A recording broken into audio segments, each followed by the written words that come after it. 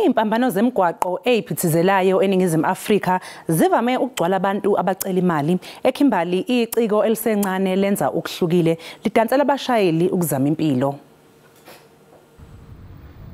Wenza umbukiso kubashayeli ngokuma phezulu kwezingodo. Leni indlela akaziphilisa ngayo lo mfana oneminyaka e18 ubudala. Uthatha ohlabonga uthi usebenzisa imali ayithola emgwaqweni ukuqeqeshela ukuhamba ngalezi ingodo. Imali yesibonelo sikahulumeni kagogo iwukuphela kwemali abayitholayo kubo ngenyanga.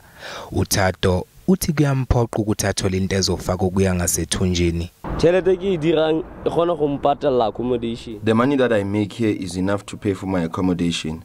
I can also buy food and clothes, and I'm also able to buy material that I need for what I do. Usuku lukathatho liqala ekseni ngovivi, luphele seliyozilahla kunina.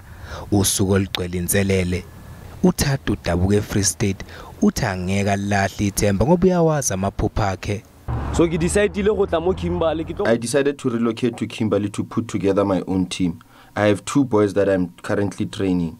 I have already started and have made contact with the Northern Cape Theatre. When we are ready, we will start working with the theatre.